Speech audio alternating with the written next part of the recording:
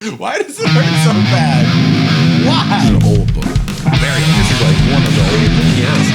What? It's in the book? That's not in the fucking book. We were talking about this, and I wanted to write notes and educate you about racism and educate people at home and like talk about this and like it's super important.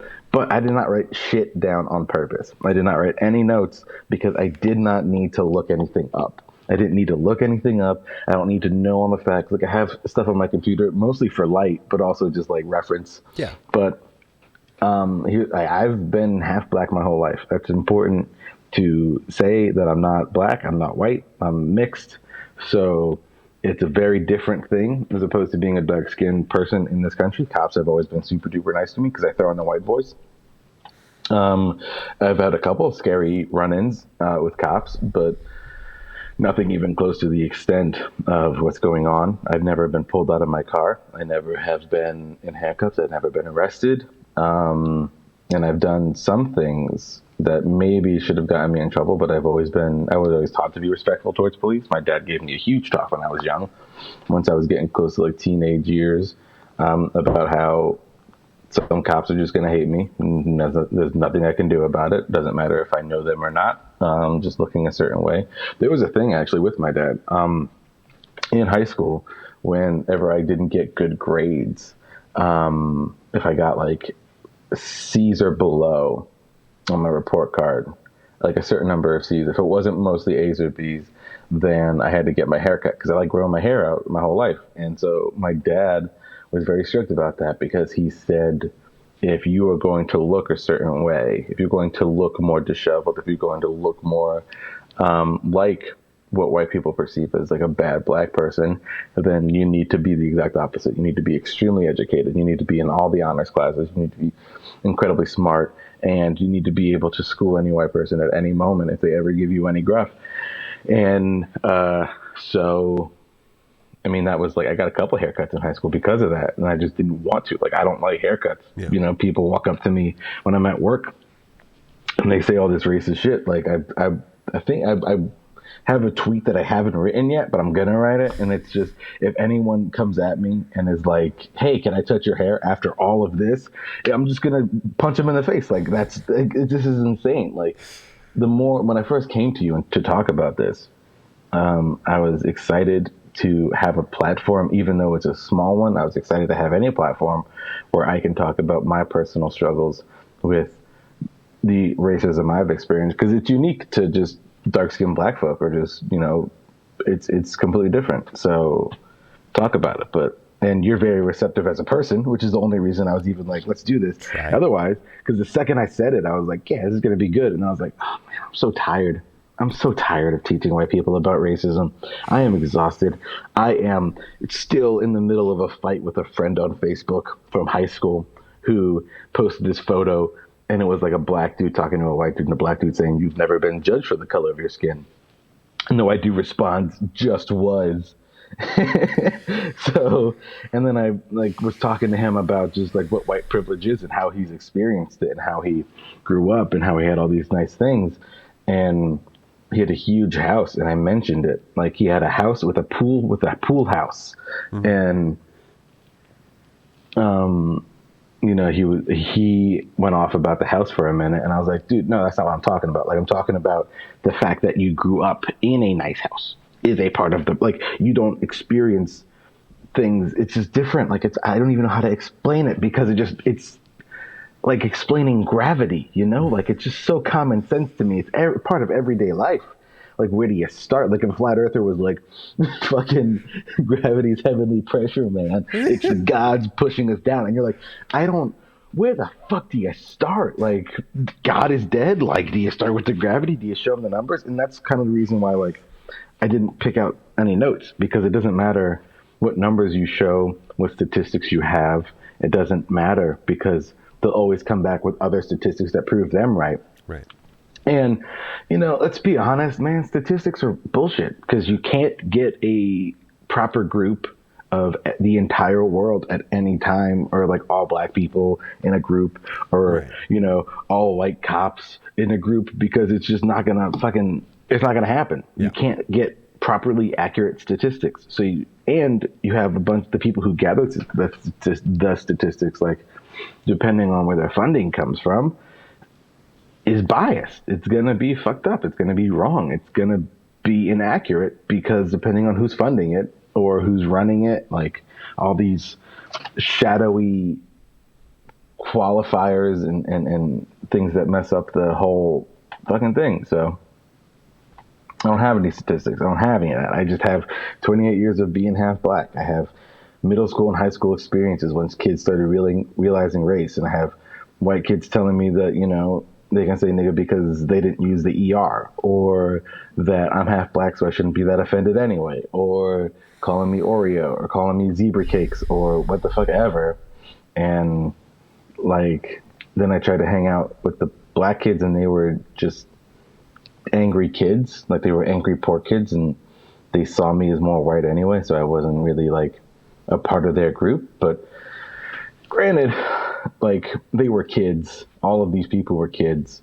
And I will say one of the person I'm fighting with on Facebook right now is a white kid. And we were friends. He would call me names all the time. Not all the time, but he would call me names and be funny. And then I'd laugh just to get it over with, to get it out of the way. And, you know, like now we're arguing on Facebook. And the black kids who are mean to me, or you know, maybe not the most warm, a lot of them, I saw them later years after high school, sweet as can be, just incredibly nice. So it doesn't, I don't know. I'm angry and I'm tired of having to explain racism to people. It's been my entire life. It's been every black person's entire life. Me and my dad have had multiple conversations about this. Just like, I remember when I was young, I was like 14, 15, and we were talking about it, or we had witnessed something, or we saw a movie or something, and I was just mad. And I was like explaining to him like how mad I was just like all the time, because I was just a kid and I didn't want to have to do this thing. And I didn't want to have to explain why I feel this way towards people. Like, and when I did, they usually don't listen because of the white guilt and the white privilege, allowing them to just, you know, turn the issue onto them and how they feel. I was just mad. And I'm talking to my dad, like, I don't want to do this. This is exhausting. I was fucking like 14. I was like, I'm fucking tired. I don't want to do this. I hate this. This isn't fun. And my dad was like, well, this is just kind of part of being black, is like, you have to tell people what's going on. You have to be better at explaining your emotions. You have to do this, you have to do that. And I just said, I don't fucking want to, so I'm not going to. And my dad was just like taken aback. He was like, oh, I didn't know that was an option. Like legit, like however old my dad was 12 years ago, he'd have been like 45-ish. And he was just like, I had no idea, like 45 years of age. And, you know, he grew up differently than me. He grew up tougher. And we were talking about this 2 days ago. And he's like, things, you know, he told me my whole life, like even as bad as it got, it wasn't as bad as he had it, or it wasn't as bad as my grandmother had it. And it wasn't a competition thing. It was like at least it's not as bad as it was thing. And now with all this going on, he honestly was just like, I don't know if this is better or worse. He did not know if this is better or worse than racism in the 1970s.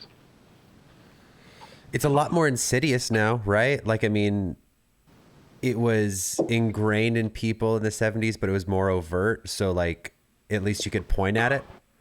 And now it seems a lot more like it was so ingrained in our society and so quiet that there were people that were like, well, at least a racist got voted president so we can point out racism again.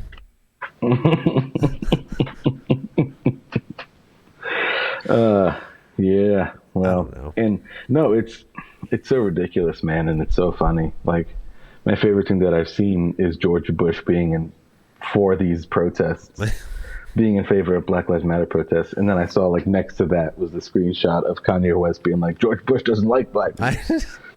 15 years, man. That was 15 years ago.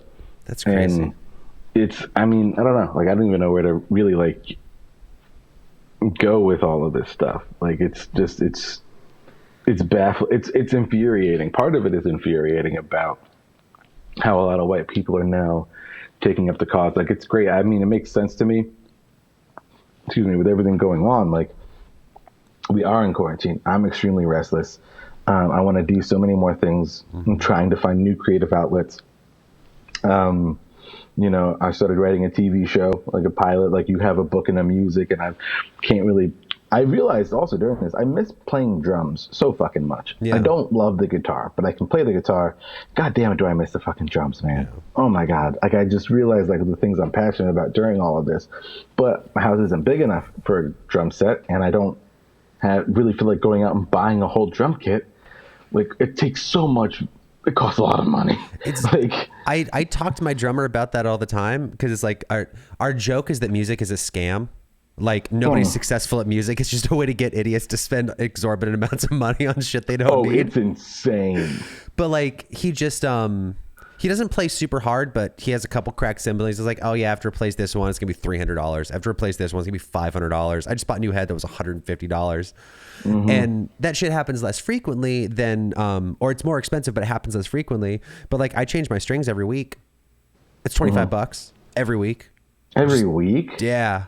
Wow. Like, I change them less now, obviously, because like I'm not playing shows, and like we're practicing less and all that shit. But like, I play really hard and I sweat a lot, so like they corrode and they fuck up. So it's like, I don't want them to break live, so it's easier. It's better to just have them changed. But okay, I haven't changed the strings on my acoustic in like 3 years. I just like like the sound of old strings. Man. I like I know it's gross. It's really gross. Feel it, touch it, hate it. Oh, dude. Oh, it's just it's like an old playground. Yeah, that's exactly. They smell like a slide. They smell like a metal slide. Oh, dude, it's so gross. It's so gross, and I love it. Oh my God! Like, when I used to play drums, the dude who I used to work in this restaurant, and this dude was a drummer, and he's also like, he played drums, but he was very passionate about drum tech. Okay. So whenever I like came to him with my kit at the time, I miss it so much. I wish I never sold it. It was a Premier Royale. It was like a 1980s rocker kit. It was great for like playing the fucking Cure. Like, oh my God, it had power toms. It sounded so good for Just Like Heaven. Oh, it's so good. But like, I got that in my head. So I gave him the kit to like fiddle with, and I'd pay for all the heads and everything, and he'd tighten it up and make it sound better or treat the wood. And I gave him my ride, and it was like a fucking 24-inch huge ride. It was super old and super duper heavy. And he was like, this is a really good ride. And I was like, what do you mean? He's like, dude, it's gross. It's all dingy. It's got like fucking like green stuff on it. And I'm like, yeah, like, do you want to clean that? He's like, no, man, I'm going to smoke a cigarette, blow the smoke on it. Like, it'll sound so fucking good. Like an old tune, like jazzy, like Apollo kind of drum kit. And I'm like, oh shit, like that sounds great. I want that vibe. But completely off topic, but man, I miss playing drums. But yeah, during the quarantine, you know, people are restless, and I get the protests, and I'm really, really happy that they're happening. I just wish that, I don't know, like the white people posting everything on Instagram, except Mitzi, because Mitzi's a photographer and she's doing a great fucking job, and I love Mitzi. But literally every other white person except for, you know, our friend who's a photographer and has been dating a black person for almost 10 years. It makes me feel uncomfortable when I see all the posts on Instagram. When I see, does it seem disingenuous? Kind of. Okay. Yes, it's not necessarily that exactly. Yeah. But it feels like they're taking advantage of a situation for like black points. Like, oh, look at me, I did this. I have this many points in my book. I did this many things for black people, but I also have, like, that was my thought at first. Like, this was my thought, like, around last week. And then as things continue, I realize it's not that. I realize that people do want change. I realize that people do want things to be different, that people are tired of how everything has been forever. And this is the kind of change that people have been trying to create. And thanks to more white voices speaking out for a longer period of time, for more white people going to marches and protests, and unfortunately being attacked by the police in broad daylight on video, has shown that it's not a black-white problem, that it is a racist problem with police. I posted this thing on Twitter talking about the Stanford prison experiment. I saw that, yeah. And I think, like, I don't know what happened, but I just like thought of the police the whole police force in the country as the Stanford Prison experiment. How they did this experiment just to like it was so fucking innocent at first. Like, I want to asterisk you really quick before we go too deep into this, because I meant to check before we did this. I think that it turned out that experiment was actually hugely flawed, and most of the information was like way blown out of proportion. What do you mean? Like they did some of the things, like the people acting as guards were somewhat abusive, but they weren't left to their own devices. They were specifically told to be cruel rather than. No, it is important to take these kinds of things with a grain of salt. Like if the Stanford Prison experiment is invalid, then yeah, you know. But I think that with that lens of looking at how the police force is as aggressive as it has become, that is a good lens to look at it through. Is these kids? I mean, it lasted for 6 days, man, and I mean, I know the guy in charge of it did get way more into it than he expected because he was like the warden. Right. So, but even like that, it also points to it. Like if he told them to be more violent, then it kind of shows it's the same example of just like, look at this dude who has power over these kids, who has power over these other kids. Yeah. He let it go to his head immediately. Like couldn't even last a fucking week, but we have a police force that has been militarized, that has fucking like weapons from the military against unarmed citizens. This is once the dust settles, and by that I mean once we're out of quarantine, once racists are held accountable, not like in a court of law, like racism is illegal, but I do think it's important to hold people accountable for their actions. Like if you, I don't know, like how is it possible that the KKK is a legal organization when they are based purely off of hate, but the Black Panthers can't last more than 18 years? Like, that doesn't make any sense. That doesn't make any sense at all. How is it that Martin Luther King Jr. was shot by the U.S. government and found guilty of that in the court of law? And gave his wife, his grieving widow, fucking $100 as like, oh, sorry, we killed your husband. Here's $100. It's an insult. It's a slap in the face. And how that is not common knowledge blows my fucking mind. How we don't know everyone knows Lee Harvey Oswald and the grassy knoll, but nobody knows who the fuck shot MLK. Like no one, that name is not, like John Wilkes Booth is known. And that was 150 years ago. But the person who shot just a nice man who was trying to talk about injustices in America in modern day. And I think the most infuriating thing about all of this is how, as a human being, not even as like a Black person, but as a human being with common sense, you realize that we have more power and resources than any other, not just America, but the world. This is an unfathomable amount of resources and wealth to have in the modern day. Like the fact that we can talk like this is magic. Just because we understand it vaguely. Like I don't know how Wi-Fi works. I don't know how iPhones work. I know they're made by slaves in Asia, but I don't know how they work. I know suicide nets, and I know that I'm mad when it doesn't work, even though I can't fix it. Yep. Like we had trouble with the call before we started this episode where it just wasn't working, and I was like, I'm just gonna reboot my phone and see if that works, and it did. And I hate that I don't understand that, but I know that it works. So like, that's the definition of magic. Is I don't know how it works, but I know that it works. Is magic. So, I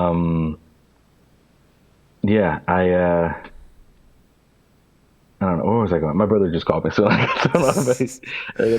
this is a good point to pause because we've talked a lot, but we haven't really said anything.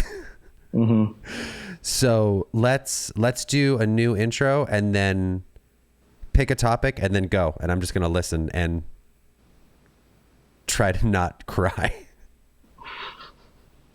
Oh, let me say real quick, because I didn't finish that thought.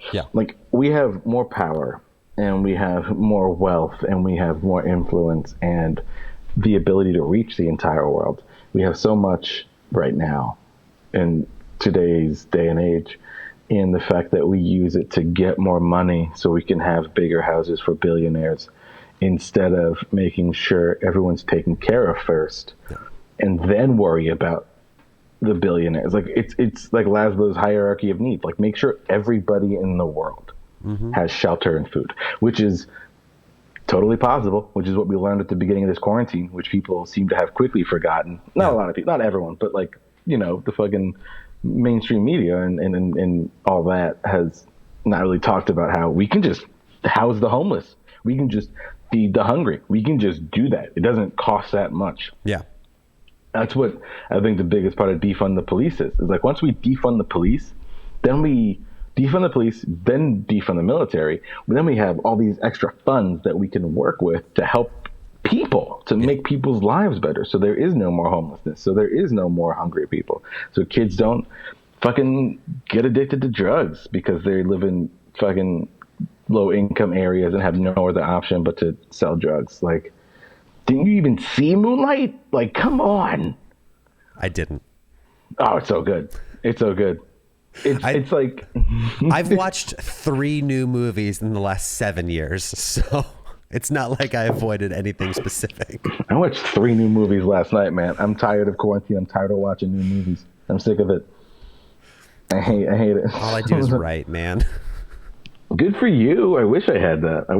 But I just get so depressed and just like, oh no, I haven't seen When Harry Met Sally. Let's watch that. And then I watch it, I'm like, that was pretty good. I like it. Rob Reiner's a good director. Like, I feel like Meg Ryan's character was a little underdeveloped, but it was the 80s and they weren't really great at writing women, and all things considered, it was fine, and it was really nice to see Carrie Fisher in that movie. So it was pretty cool. Like, that was what I went to bed thinking. I mean, it's better than most things that people have been thinking as they go to bed lately. Oh no, I was thinking all of that too. I was trying to think about When Harry Met Sally so I could just sleep instead of being like, everything is the worst.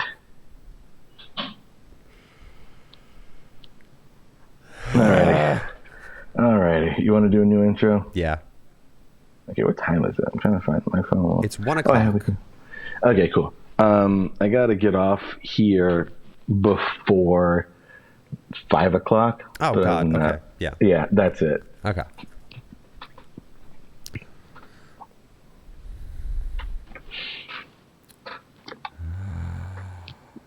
So do you think that was a good chunk of time just trying to like briefly explain what it's been like for me personally to go through all this? Did that make sense? Because I was just kind of rambling. Yeah, I mean, it's in a way it's very sad because it made perfect sense, but at the same time, like, it's impossible to feel it. If that makes sense, you know what I mean? I'm like, yeah, I hear your words. I don't want to feel that way.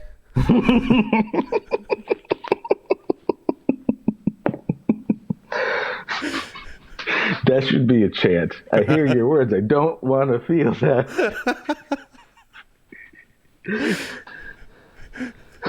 How do I know racism is bad? Because when I think about it, I get sad. Like that. Seriously, that's it right there. Like, if you, that's the entire chant. It's just, hey, you know how you wouldn't want this to happen to you? Don't do it to other people. Did I just solve it? Well, I wish there was some sort of rule of a metallic variety that encapsulated what you just said.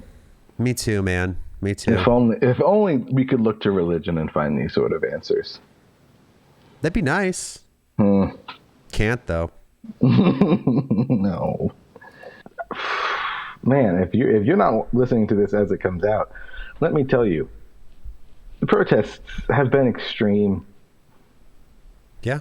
It's just been, I mean, it feels weird. It feels weird. I don't know where to start. It's just like, it's just, cops are hurting people and they don't need to be. So I'm going to explain racism and the experiences that I've had because of it to Quin. Well, he goes, man, that's crazy. I didn't know that was a thing. Like I do with the Bible, but now it's racism. So that's fun. Isn't it fun isn't this fun? that we get to do this? No, No, it's not. I'm having zero. I'm drinking and I'm having no fun. Tell me about it. Remember when drinking was fun? I do. Yeah. Oh, man. So, for those of you who don't know about the I swear to God, I nationwide- thought you were going to say, for those of you that don't know about racism, go on. For those of you who don't know racism, first of all, how? Second of all, congrats. No, for those of you who don't know, I think it's important to actually specifically say what's happening, because I don't think we did last time. The murder of George Floyd really upset a lot of people because a cop held his knee on his neck for 8 minutes and 46 seconds. Cops went into Breonna Taylor's house and shot her dead while she was asleep. And they said it was the wrong house, you know. Ahmaud Arbery, I think his name was. I think it's Arbery. Okay. I think. Cut this. I'm looking it up. Cut this out. I don't want to. Ahmaud Arbery, yeah. Ahmaud Arbery. Arbery. Okay. Arbery. Ahmaud Arbery was gunned down by regular citizens. I mean, racist citizens, but not cops, not law enforcement. Yeah. And this has been going on forever. This has been going on for such a long time. A lot of people, I think, feel this is a lightning in a bottle sort of situation, but this is very, very common. This is as American as apple pie, honestly, hurting minorities for no reason other than the fact that we can't. I mean, we have a president who, in 3 years, in his first fucking month, tried to ban Muslims from the country, which is outrageous and doesn't make any sense at all. Like that, what the, like, okay, all right, sure. Has called, I mean, has said, I don't even know. Like again, like I said, like there's no point in pulling up the facts. Trump's a racist. If you don't think that he's a racist or a sexist or a bigot or a pedophile or a rapist, then I don't know what to tell you, because he is all of those things. There is thorough documentation on each subject. Like, if you don't know that our current president of the United States of America is a fucking monster, then man, you're gonna have a fun time on YouTube discovering all that. But well, how are they going to do that if they're just spend all their time watching flat Earth videos? Though you can't do both.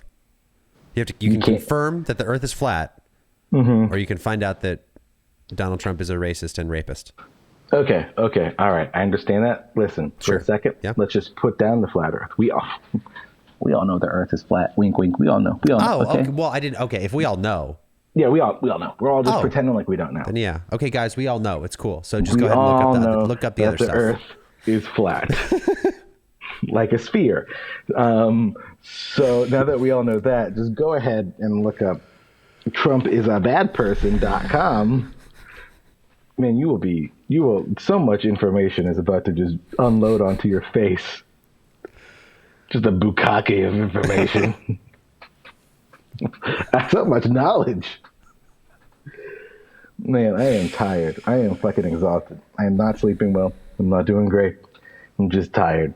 We were talking earlier about how, I don't know if this was on or off camera, but how both of us just wish it was back to the way it was, because it wasn't exhausting. And it's hard. I mean, it's hard to say that. I'm sure it's hard to say that as a white person. I feel the same way as a black person. It's like, man, I wish I could sleep. I wish that I wasn't afraid that the cops were going to break in my door. I wish that, you know, like I remember, okay, so a friend of mine, Brandy, she's the best. She's awesome. She's super cool. She's a comic I met when I was in New York, and she's great. And she posted this thing on Facebook, which, if you don't know her, it looks like she's being very, very like aggressive, but she wasn't attacking anyone. She was just legit asking, like, hey, what is the point of these protests? What are we hoping to gain? Like, just honestly asking. Yeah. Like, she lived in New York. And then she moved to Texas with her husband. And so she grew up in Texas. Like, so she's aware of that. So she knows she doesn't know everything. So she's legit asking, and I tried to rush in and like be the first to comment, just so like no one else would be like, "Fuck you, motherfucker." And I said that for me, my biggest thing that I hope comes from the protest is I don't have to worry that my name's gonna be next in the headlines, you know, and because I don't want my dad to read that because it would break his heart. It would kill him. Like that's my biggest fear is that my dad finds out I was murdered by the police in the worst way possible. And she was like, "That's a good point." So she's like, "I don't want that to happen either." So like that's what the protests mean to me is that my dad doesn't have to worry about that. That I don't have to worry about seeing my little brother's name or my older brother's name. That I don't have to, worry at all about those kinds of things. And this is a very interesting issue because my mom, for those of you who don't know me on a personal level who watch this show, hi, thank you. My mom's white and my dad's black. I was born in 1992 in Bridgeport, Connecticut. Go Mets, But so my mom is white, and my mom, for a time, was mayor of her hometown in Pennsylvania. And it was a very, very small town of about 5,600 people at most. So she was mayor for about 2 years. And the mayor's job in that small town was very small. It didn't have anything to do with anything except for monitoring and approving the police budget. So when my mother was running for mayor, she was very pro-police. She hung out with the police chief of the town. She met all the cops. She was very, very good friends with them, and spent more time with them and had one of those like Blue Lives Matter flag, like the American flag with a blue stripe through it. Yeah. She had that in her front yard. And it was around the same time that I was going through a lot of mental health issues. I wasn't doing great at all. I was going to therapy twice a week. Just to give you, like, if you have to go twice a week, if you need 2 hours in 7 days, you're not doing well. But you're working on it, which is very important. So I was not doing well, but I was doing my best. And one of the things I realized is that I needed to take a break and maybe not talk to family members so much. So I took a break from my mother. And trying to explain that to her, she didn't pick up on it right away. And eventually, after her reaching out to me so many times, I explained to her one of the big things problem I had was the flag. She had it in her front yard, and having to explain what that flag really means. And I think it's important for people to know. So around the time of Ferguson, in 2014, I think it was August 25th when Michael Brown died. He got shot running away from the cops, which I shouldn't have to explain. A man should not get shot in the back fucking 8 times while he's running away. Yeah. He's not. I don't know why people think that running away is a sign of guilt. It's a sign of fear. Yeah. More times than it is a sign of guilt. You don't run away from someone that you're guilty of. You're running away because you don't want to die. And he got shot dead. And so people started saying Black Lives Matter. That was it. Like, that was the whole message. There was no subtext. There was nothing else. The organization was founded by several black women, and they just tried to say that. Like, not like Black Lives Matter more. Black Lives matter when we need to kill whitey. Like, that's the common misconception when any sort of pro-black movement has cropped up, is that black power, people thought that was a response to white power and thought it meant the same thing, where white power is a total condemnation of any other race, and white's the supreme race and need to rule over the world. The other races can exist, but only under white subjugation. Black power just meant, hey, we want any power, like, at all. That'd be nice. Yeah. So the Black Lives Matter came out, and then people started saying all lives matter, which, if that's a response to it, I mean, I've seen, so many fucking memes and posts about it, but it is true. If someone says, hey, Black Lives Matter, and then you post all lives matter, then you're disagreeing. then you're saying that like it's very clear. Like if you take a word out and put another word in, it's different now. And like all lives do matter, okay, but all lives aren't getting shot by the cops. Yeah. That's just the case. So, and then so people started saying blue lives matter because then a cop got killed. Right. So people started saying blue lives matter, and then they came out with the flag, the American flag with the blue stripe through it, and so that is a white supremacist tactic. That is just a racial tactic to try to prove superiority by saying blue lives matter in a response to Black Lives Matter. Is saying that cops matter more than black people. Because you're replacing black people with cops.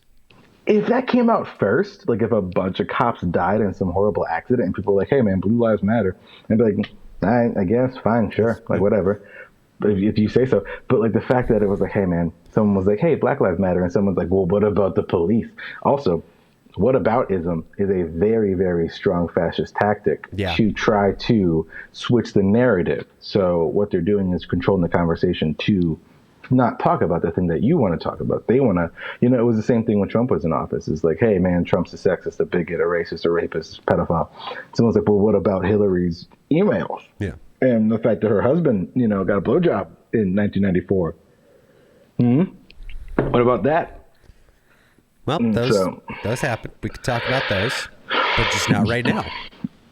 Well, see, the left's trying to cover up the fact that Bill Clinton is also a rapist. Listen, man, it's lizard people. Okay, we're lizard people. You caught us. Can we just move on now? I wasn't expecting that. So no. Can we time out? We were right about the lizards. We were right. Did not expect to find out, nor did I expect to find out in this context. But all right, bizarre, but welcomed. So that's just a brief history of that flag and why it upset me so much that my mother had it outside her house. And she did take it down when I went home a couple times to visit. So, that's whatever. But the fact that that's how things are, that's how things have always been. Did she take it down like when you were there and then put it back out when you left? Like it was basically just like to not upset you while you were there? Yeah, which is upsetting within itself, but also like she's trying. No, for sure. It's also a thing that she can never understand. Just because she's white and has black kids doesn't mean that she's ever been black. Like, right. It's a completely different thing. And I can't imagine how hard that was for her, raising 3 half-black teenagers at a time, and not really knowing what's what and trying to figure out your own shit. So, I mean, I'm not condemning, I'm just stating facts, Right. But that flag is incredibly offensive to any person of color and any person who is not a racist. Even if you're a cop, like, that's just a racist flag, man. That's just what it is. And that's how most Black Power movements have been treated, is they try to, establish themselves, and not even just like movements, just like any sort of power that Black people have. I mean, fuck, look at Obama, dude. Yeah. Just any step towards equality or like a leveling of the playing field is met with immediate anger and aggression and negativity. Always. I mean, they called him a terrorist. Yeah. They called him a Muslim terrorist. They called him a Muslim like it was a bad thing. They called him a terrorist.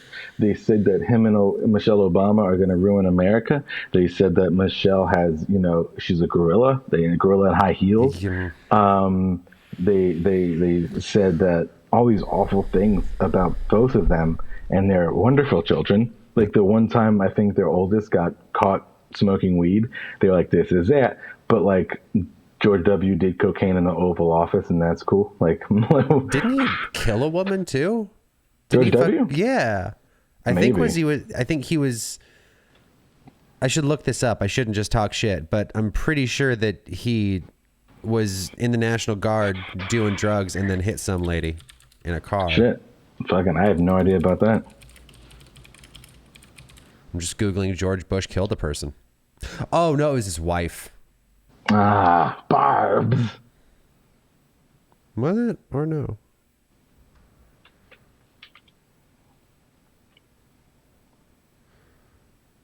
I'm pretty sure it was. Oh yeah, Laura Bush killed a guy. Laura Bush killed the guy. Yeah, she ran over him with a car. Holy shit. Yeah. Crazy. Mm-hmm. Well, that's weird. Yeah. But I didn't know that. Yeah. But I know that, and that's because she's a white lady. But if Michelle Obama ever killed someone, that would be the only thing we ever knew about her ever again. She tried to have less fat kids, and that was an issue. Oh my God. She tried to make people healthier, and that was somehow a terrorist attack on our freedom to, I don't know, free base granulated sugar. Oh, God, she tried so hard, man. And like, I don't know, people, the office of president is a weird job to ever support. But the thing is that Obama's half black with a white mom. I am also half black with a white mom. And I never thought I would get to see that happen in my lifetime. And it's so weird to me how I remember when he was getting elected, when he was running for the nomination, when he was not the first black president yet, when he was close to getting it. I remember in like 2007, 2006, people were saying he's not even black. Should we even count him as the first black president? Yeah. Technically, Bill Clinton is blacker than Obama. Like, that is just as racist. It's like, well, Bill Clinton can play the sax and got a blowjob, so like he's black. And it's incredibly offensive. And I no one really spoke out about it at the time, because people are idiots, and there was also there was a lot going on then with the recession and people trying to defame Obama for so many different reasons. But yeah, and then he got elected, and they were just like the first black president, and all the half black talk shut the fuck up. Like, no one talked about that anymore. So many terrible things they said about him, and Trump has somehow, I think that's the biggest problem with the country, is that someone like Trump, who is known for all these things, it's on file, and he got elected. He won. Not like first of all, the Electoral College. Man, do I have things to say about how that just shouldn't exist, and we should just burn it to the ground. Yeah. We've talked about this before. We talked about this so many times with like the tiered voting. Where we have first past the post. So I'm going to go ahead and really quick tell the 15 people that watch our video to go watch somebody with 10 million subscribers. But CGP Grey has an incredible series of videos on different types of voting and how the Electoral College is objectively the worst one. Mm-hmm. It's so bad. It's ridiculous. It ruins everything. It's Does not that democracy. have racist roots? Yeah, I don't know. I'm just going to say yeah. Probably. I mean, what doesn't, dude? Like, black people weren't even allowed to vote for so long. I mean, the whole 3/5 compromise is a fucking insane thing. I mean, where the fuck do you start? I mean, it's like, talk about fucking Obama being half black and me being half black. There was a thing for a while. I don't know if it was ever really a law, but I know it was it's super racist. The Electoral College? Yeah. Yeah, no, it was, according to the Atlantic's headline, it was designed to empower Southern white voters.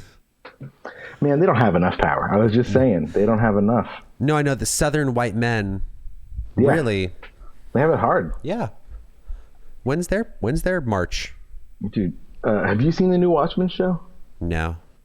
Oh, dude, it's exactly what's happening now, which is super duper weird. Someone posted an article about it saying Watchmen was ahead of its time by 9 months. It's exactly what's happening. Like, in the show, the cops have to wear masks so no one knows who they are. I don't want Alan Moore to be right about anything, because it's not Alan Moore. It's Damon Lindelof, because he did the show. It takes place in 2019 after. I know that, but it's connected to Alan Moore. Alan Moore's fucked up dystopian worlds. Yeah, but he hates it. He hates the show. He hates everything. He hates himself. He does. He doesn't like anything. He's just an old wizard who wears a lot of rings who's trying to end the world. That's all he's trying to do. He keeps trying to cast spells to end the planet. So, but yeah, I mean, it's all about like racial tension in America, and like talks about the Tulsa massacre in 1921, where there was a very, very thriving black community known as Black Wall Street. Like, it was successful. Like, there were like, it was great. It was fucking awesome. And then the KKK came in and just fucking burned it down and killed everyone. Like, in a day, and it's a part of history that was forgotten until a TV show talked about it, and then race riots happened 9 months later, and it's I don't know. This kind of shit is just exhausting to see all the time. I mean, I don't know. It's weird being a minority during all of this, because it's like everyone else is waking up to it, so you kind of have to relive all this shit that you already kind of treated as common knowledge. Like when you know, one of my white friends are posting about how bad this is, and you know, Marty texted me and was like, "Oh, I'm so tired, and it's been a week. Like, I can't imagine what this has been like for you, like doing this your whole life." And it's kind of like, I have friends who are women. You know, I'm friends with women. Yeah. I have, you know, I know 'em. I talk to women. I'm not one of those guys who doesn't talk to women. Don't accuse me of such things. But after talking to a woman or two, you know, like when you first realize as a dude that sexism is just a part of a woman's life, like she can't leave the house without someone doing something sexist, and realizing that some of your own behaviors are sexist and learning how to change them and be more the person that you want to be, the person that you thought you were. So you have to realize, oh man, I did this thing and that wasn't great, so I'm going to try to do this and fix it. Like, I'm going to fix all my past behaviors, because I have friends who's a lady told me that this thing happened and she said it's bad, so I'm not going to do that thing anymore. Yeah. So you realize like how much of a woman's life is having to deal with men being gross, men saying terrible things, men saying very, very like subtle things that just piss you off. Like, honey, you should smile more. Like, every word in that sentence is terrible. Like, and I've never said that. Like, I never thought that was a thing I needed to say to a woman. Like, that's not one of the things I did that was sexist. But like, man, but it's a common one. I honestly never knew. Honestly, never fucking knew. And that's how I feel. You know, like, I feel like too often minorities and women's issues are always put as different things when they're very easily connected. Sure. They're very easily to build a bridge across to, because it's just like, hey, you know how men say these things to you? Well, imagine if white people said these things to you. Like, it's the same exact thing. Like, a man telling a woman, honey, you should smile more, and someone telling me that they want to touch my hair and asking me how I got my hair like this and where I'm from. And I say, which is like, Connecticut, man. I was born in Connecticut and I was raised in Pennsylvania, but my parents got divorced, and they're like, no, where are you really from? I don't know. I can't afford 23andMe. Bridgeport Hospital? My mother's vagina? Like, my dad was born in Connecticut but spent a lot of summers in Alabama, and then he met my mom when he was like 25. Like, what do you mean, where am I from? Like, I don't know, man. He's like, no, why are you brown? I was like, oh, black dad. That's why. I don't know. And so shit like that is just insane to me, but that's a part of my everyday life, and I can't imagine. And I can imagine, that's the whole point, is I can't imagine what it's like for a woman to have a guy like put his hand on her at any time and just be like, this is okay because you're a lady, and just, bloop, I'm just going to rub you.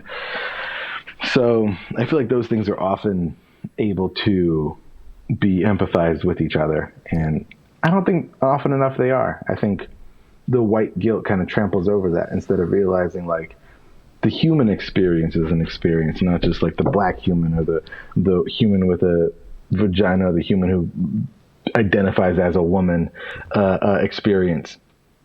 I think it's just human, and people are shitty no matter what. Like, as a white dude, I assume that nothing happens to you out of the ordinary. But I also, like, if you were just like, yeah, people ask me about my penis all the time, like, then I'd be like, that. The weird thing is, nothing happens to me that isn't seeded by my own choices. So, like, I have a shitload of tattoos, right? Right. And people want to touch me all the fucking time. They don't say they want to touch me, but they want to see, in quotation marks, and then they grab me and poke and what's this and what's that. But I did that to myself. And I have the social allowance, I guess, to be a dick to people when they do that, and nobody questions it. Now when people say, "Can I see your tattoos?" I say, "Yeah, don't touch me." And they just go, "Well, I wasn't gonna." Then why are you being weird about it? Is it because you were gonna? No, I wasn't gonna. Why do you keep? This is the problem with Mexicans in America. It's just like they think that I want to touch them and I don't because they have tattoos. That makes sense. The point is, like, people do shit, but it's because I put myself in that position. Mm-hmm. You know, I get stared at. People fucking give me weird looks when I go places that, like, trashy people shouldn't go because, like, it's too expensive or whatever. Mm-hmm. But that's not this. I see what you're saying. Two things I want to actually say. One, I think it's funny that tattoos are seen as trashy when they're incredibly expensive. I know. It's very funny to me. It's just like, man, you're trashy. It's like, this cost $125. This cost $220. Like, yeah. I have $1,000 of ink on my body. Yeah. Also, like the whole thing about, like, you having choices and stuff. People say that to me about my hair a lot, which is very funny. I was like, when they come up to me, like, it's in public, like, it's people I don't know. It's fucking strangers, because people I know, like, they're like tiers, basically. Like, if you touch my hair, I wouldn't give a fuck. If Carrie touched my hair, I wouldn't give a fuck. Yeah. You know, if, like, a lot of my really good friends touch my hair, I wouldn't care. But if, like, I'm not at a bar and someone I kind of know just comes up and just grabs my hair, then there's problems. Yeah. But people that, like, strangers come up to me and want to touch my hair, and it's like, it's not just at work. I say work because those are the most memorable, because I'm stuck, right? Because I can't move, and because I'm on the clock. And if I say, "Hey, don't fucking touch me," which is a very reasonable response. Reasonable thing to say. It's a very reasonable thing to say. Then I could get fired, and I have before for saying that. Yeah. So, but when I'm out in public and people are like, "Hey, can I touch your hair?" and I go, "No, you can't. I don't want to be touched." Yeah. People have a lot of responses, and one of them is, well, if you didn't want people to give you that kind of attention, you wouldn't grow your hair out like that. If she didn't want to get raped, she wouldn't have dressed like that. Interesting. I wasn't even going to say that, but fuck, are you right? That is the same exact response. I was going to say, I can't grow my hair any other way. This is how my hair looks. Right. I do. Again, I've said this before to you off and on the show. Yeah. I cannot stress how little I do to my hair. There's nothing. I don't do anything. I wash it like once every 2 weeks. About that, I condition it like once every 3 months. I don't do anything. I don't do fucking shit. And I should do a lot more to take care of it. I don't, because people say it's nice, and I don't give a fuck how it looks. I just like not getting haircuts. That's it. Like, I want to get a haircut because it's hot outside, but I also don't want to go get a haircut during a fucking quarantine. So, and I'm fine without doing it because I wasn't getting a haircut for 2 years before the quarantine started. So why the fuck would I get one? Well, now it's just you can't. As soon as somebody takes that option away, you're like, well, I was going to do it next week. I could cut my own hair and I would look like shit. Because when I had the dreadlocks for 8 years, and then I cut it off with kitchen scissors, and I looked like a crazy person. My hair was different. I can't imagine why. Cutting your hair with kitchen scissors. I went to work like that for a week. I went to work for a week. Bold human being. I don't care. It doesn't matter to me at all. It's such an arbitrary, bullshitty thing. I think all hair is dumb. I think the fact that women have to shave their legs and armpits, I don't give a fuck. Like, why? Like, we all grow it. Like, just who cares? Yeah. But the fact that I have hair and I have to cut it to make it look a certain way, I don't fucking care. I don't care. It's just, I could not care any less than I already do. And people are like, "You're growing your hair out, and that's a statement, and I appreciate it." And I'm just like, nah, man, it's just, the statement is I don't fucking want a haircut. That's the whole statement. And, like, if I was a white dude with long hair, it would be just like another dude. It would just be like, and that's the thing, is I was talking about the Facebook post with this dude that I was fighting with, and I didn't respond to the last comment, which was his father or stepfather defending having this big house and being like, "I work 60 hours a week. I did this and I worked hard, and then you should try working hard instead of complaining, and then you would have these nice things." And here's the thing. My dad worked like 60-hour weeks, 50-hour weeks his whole life. But there was a thing when my parents got divorced that my father was winning in the court battles in Connecticut because my mother was visibly not mentally stable to take care of 3 children. So she decided to just fucking steal us and take us to Pennsylvania. And my dad did not pursue the court cases in Pennsylvania because he would have had to start everything up again. And he was already winning in the courts in Connecticut, and he was telling me that the chances of a black man winning a court case, 2 court cases against a white woman, is astronomical. And he just couldn't see that happening. Like, he lost hope because that's what the world is like. And he worked 50-hour, 60-hour weeks, and he was able to afford houses and apartments at whatever time. Like people can work 50-hour, 60-hour weeks. Also, I think the dude who I was fighting with on Facebook, I think the guy whose house it was a prison guard. So like, but also like just the number of hours you work in a week is a nonsense justification. Mm-hmm. Like, oh, also I forgot that my friend's mom was a stripper. So she made the money. I remember this conversation. He made the money to pay the bills, and she made the money to have fun. I remember that because she was a fucking exotic dancer named Storm, which is super funny. We tried to get that out of him forever.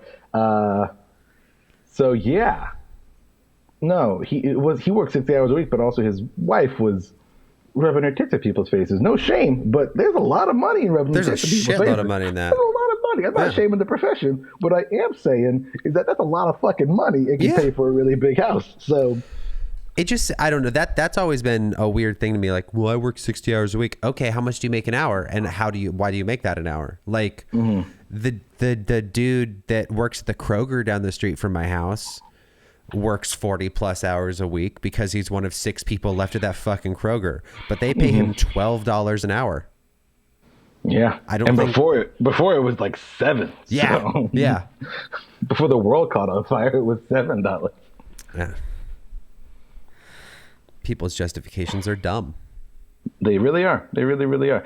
But trying to convince this man that racism exists and how my dad worked the same amount that he did, but started so much further back is, and not just because of the divorce, but because of the fact that he grew up black in Connecticut. And like, he was talking to me, we were talking about this the other day, where like he joined sports and played music because then he had a team and a band behind him. So he wasn't the only black kid at Shelton High School. Because then he had fucking people. He had people behind him who would like say some shit if someone said some racist shit to him, which happened all the time. Someone once asked my dad in high school if he shit white. Like, hey, I shit brown and I'm white. So do you shit white because you're brown?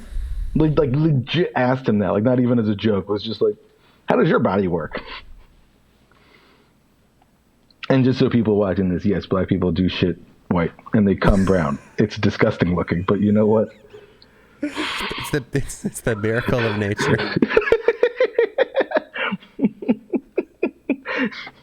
Man, I want to do that's where snack packs actually come from. See, the vanilla is white cum and the chocolate is black people cum. Oh, I thought the vanilla was the shit. Oh, damn, that would be way funnier if I said that. Motherfucker. Snack packs are just black people diarrhea and semen. Yeah.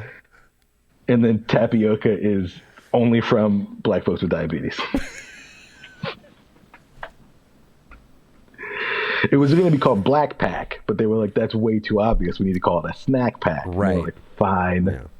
Snack power. Am I right? We're trying to have fun and make light of a terrible conversation. Oh, God. Watch, someone's gonna fucking like comment on this and be like, Snack Pack's actually a racist company and donated to Trump. I mean, I don't fucking know. Can't do hours of research before I make a cum and poop joke about Snack Pack. I mean, I'm gonna be totally honest. I'm enjoying this conversation. No one's gonna watch all of this. Oh God, no. It's gonna be like the first episodes we posted, where it's like just now some people are watching 30 minutes of episode 2. Man, those were long episodes. I feel bad. Just being inexperienced and not knowing what we were doing, but having a really good idea. And now we've really, tightened it up. Yeah. Made a diamond out of this coal. And we're also not blackout drunk when we do it. So That's a huge... I'm getting there. Trying. slowly, the racial guilt and heaviness of this conversation keeps you from getting drunk. Yeah. It really just won't allow for it.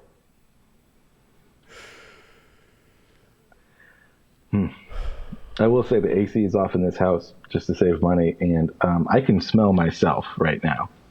Oh, dude, I feel your pain. I didn't run the air conditioner for 6 months at the house in Vegas because we were trying to save money before we moved.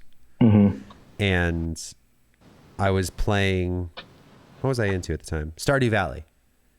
So sitting on the couch, like controller in my hand, like in like legs or arms of my legs, right? Like you're just resting there. And I played for like 2 hours.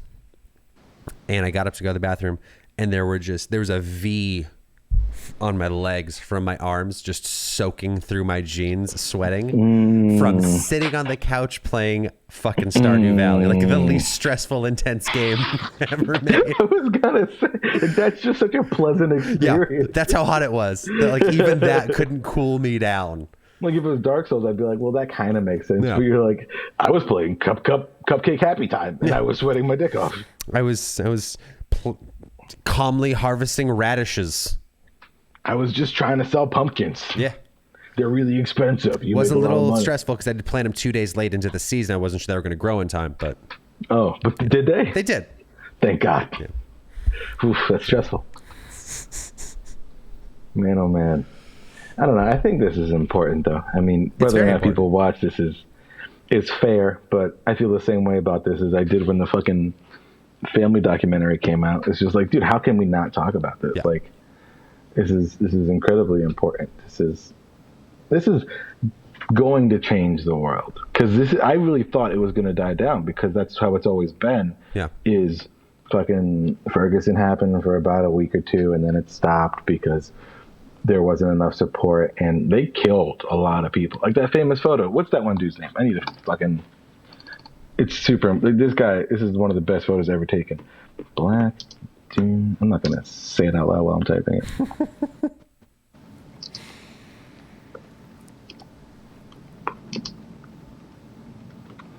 Who is this guy? Images? Nah, shit. Fucking... Come on. Shit fucking?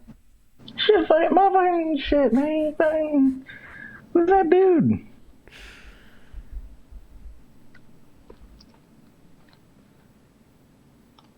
Is that it? No, what the fuck? No. You know, I'm just going to say it. Maybe we can put the name in later. The dude in Ferguson who was wearing the American shirt, throwing the smoke grenade, had the dreadlocks. You know that photo? Oh, yeah. That guy got killed. They shot him. They killed him. And like that's the best photo, I think, of all time. That's such a cool photo. It is perfect. It illustrates exactly what's going on. I think he had a bag of Doritos in his other hand too. Like, I don't remember. I wish I could find the fucking photo, but I can't. You can't type in black man American shirt throwing smoke grenade and get the right result, which is weird. Super weird. That's exactly what's happening. Like, they found out like later on too. Like at first, people were like, "This is a really cool photo," and then someone did any research. See, this is why you just can't look into things. You know? Yeah, because you just get sad. Mm-hmm. Oh man, it's such a good fuck. What is he holding in his other hand? God damn it, it's not big enough. Just show me the photo.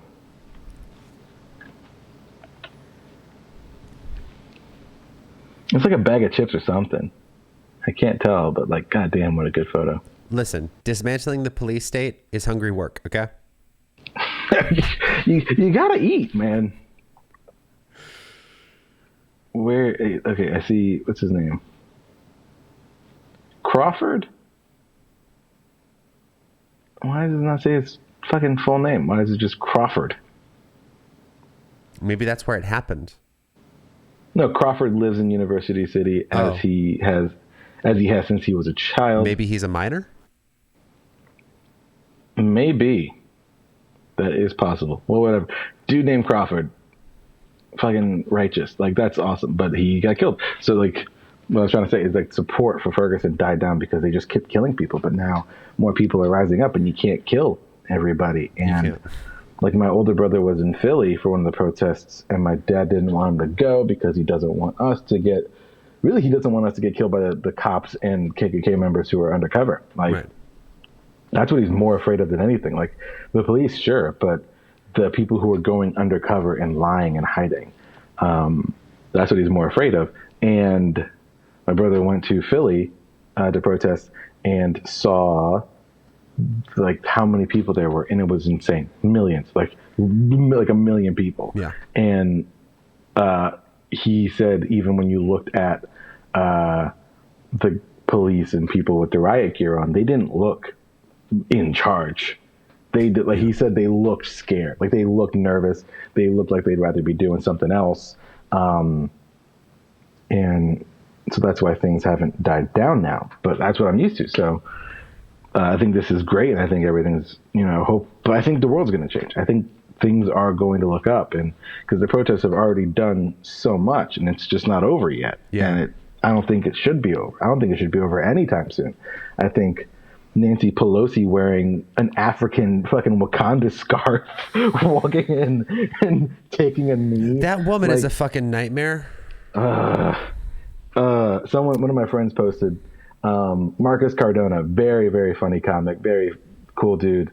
Let me do one of my only shows I did in New York, at a ramen restaurant where I got paid in fucking pork steam buns. So weird, humble brag, but that's how comedians get paid, is in appetizers.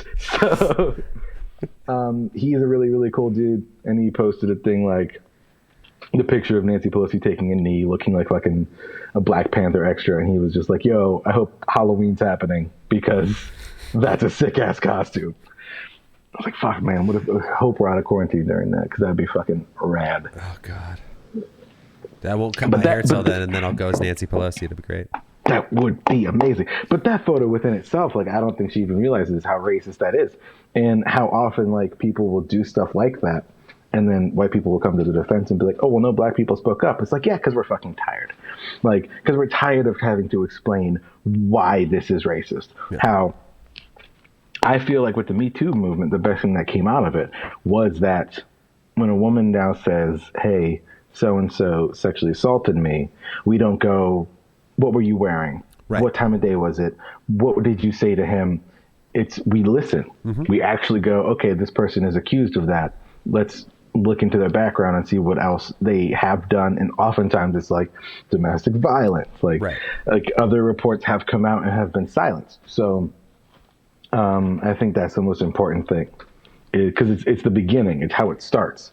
So the fact that people listen to women when they say stuff like, when they say anything about sexual abuse, like the fact that the Aziz Ansari thing got as out of hand as it did, I think long term is a good thing, because now people realize that, I mean, yeah, sure, we didn't get a season 3 of Master of None, which would have been fun, but we also know that the woman may have just taken things out of context, that the person who went on the date with Aziz, maybe just had a bad time and is trying to recontext things. But the fact that it did get out, I think, is important. I think that we listened. We listened and we heard, and there have been no other reports about Aziz doing that kind of thing. But I want that kind of thing to happen with racism. I really want that kind of thing. So when no I justification. point out, I don't have to explain it every fucking time. And then when I do explain it, it's still met with rejection, and you don't know what you're talking about. I've experienced racism for 28 years, and it's still treated like I don't know what the fuck I'm talking about. Yeah. Because white people don't want to realize these kinds of things, because they see themselves, and if it's not something they are doing, it's something they may have done, and they don't want to have to apologize or even see themselves in that kind of light, because I don't want fucking apologies. That's a huge thing right now too, is I don't want anyone to apologize for anything. I want people to act better. I want you to be sorry. I don't want you to say you're sorry. Yeah. I want there to be actual change. I want things to be different. I don't want to have to be afraid of the cops. I don't want to have to, like, be afraid for my life when I get pulled over for going 5 miles an hour over the speed limit. Like, that's ridiculous. So I don't know. Yeah, shit. That's racism is bad. Racism is bad. Racism is bad. You heard it here first.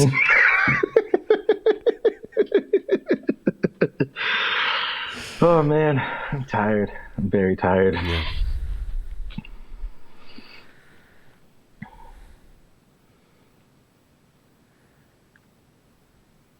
So I think we fixed racism. I think we did it. Did you get the notification on your phone? My phone's across the room. Okay. No, it just buzzed. Okay, cool. Buzzed. Cool.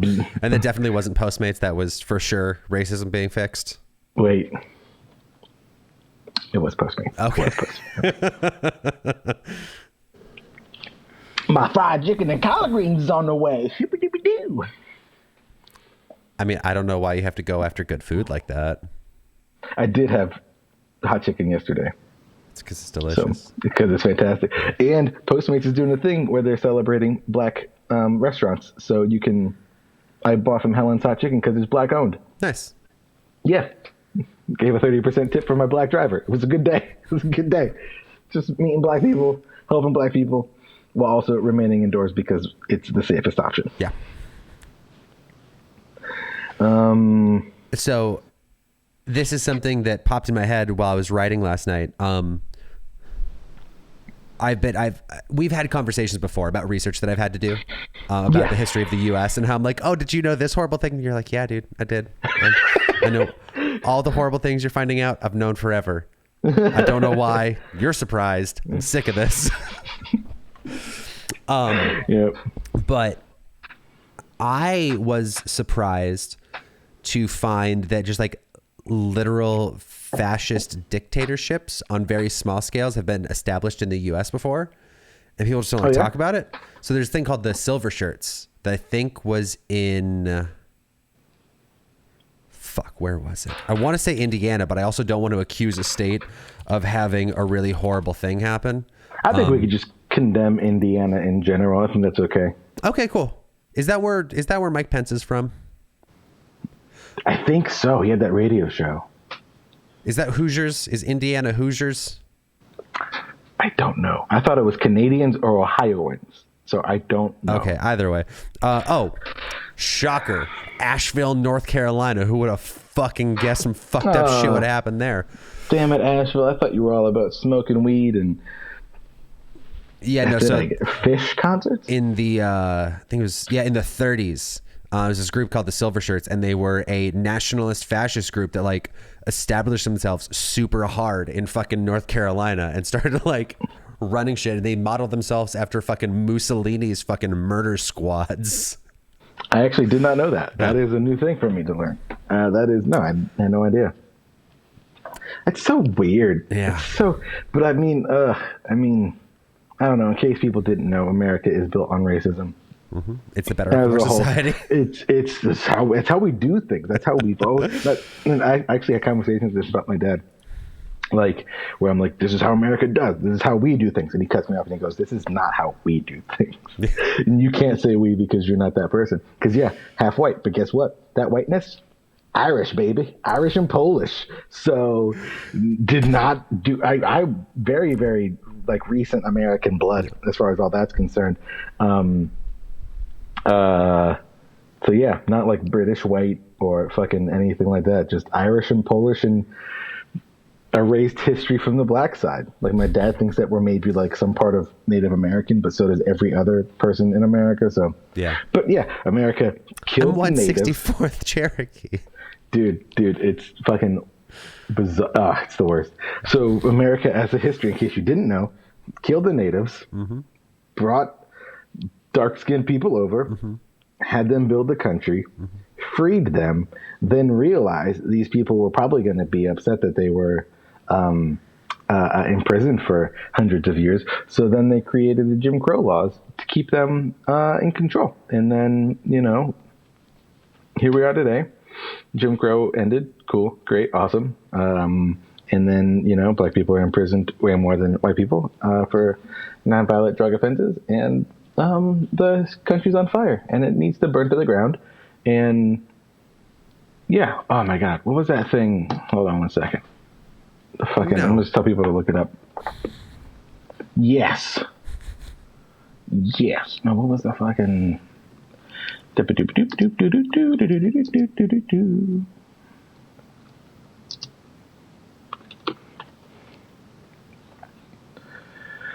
Oh yeah, Kimberly Jones.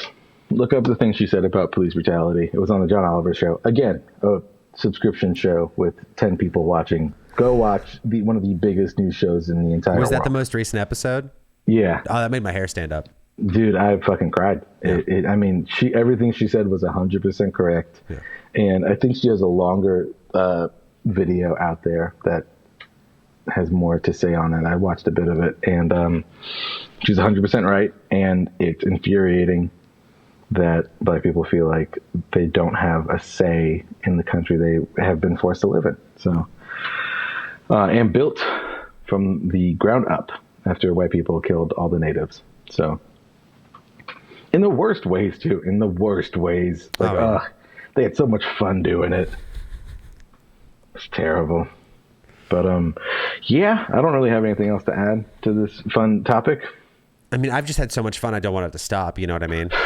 It's just been. I do. I know what you mean. I know exactly what you mean. So this has been preaching to the choir because we're probably not talking to any racists. So we're just preaching to the choir about how racism is bad. Yeah. But so thank you for coming to my racism talk. And this has been my TED Talk. Racism is bad for an hour and a half. That's what I have to say. Don't like it. Oh shit. I'm not going to do much editing. I'm just going to kind of post this up. So okay, this will be up in a couple days. It's Tuesday right now. Mm-hmm. New episode tomorrow. We'll say that because I'll post this on Thursday. So more ha-has on Friday. Yay! To fix the oh dear God. Everything's fine. Nope. Just don't. Nope. It's not. Don't look outside. Let's not go back to the way things were as much as. God, that'd be neat. I would love that. That'd be so cool. What? If things just changed and were for the better, and we worked really hard at being better people more often, that'd be really cool. I mean, I would enjoy that. Yeah. That'd be nice. But that's not how things were. No. But maybe this time it is. Maybe. Yeah. Maybe. Who knows? I think we have charities and stuff we want to link to, so I'll put all that in the description. Yeah. I think it's super important that we talk about, or at least acknowledge those people, and so you can donate there and for like bail funds and whatnot. I don't know exactly what we're doing, but I do know it's good, and I do know it'll help the right people.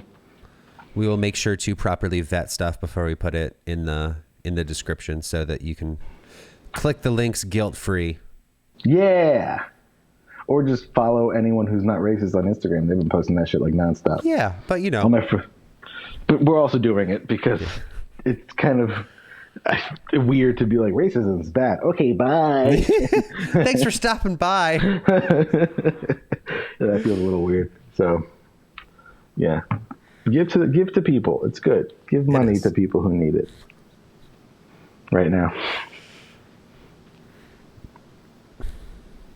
Okay. Bye. There doesn't really seem to be. There's no good way to just be like, ha. No, it's tough. I guess thank you for watching and listening. I know this is a hard topic. Yeah. To have to listen to for an extended period of time. It's tough for me to talk about it, but for those of you who decided to listen to all of this, big thanks. Really appreciate it. Thank you. We'll bring back the jokes shortly.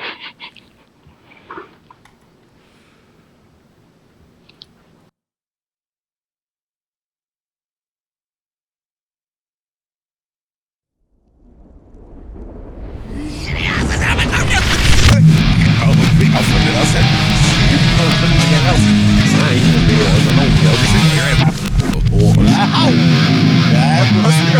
now.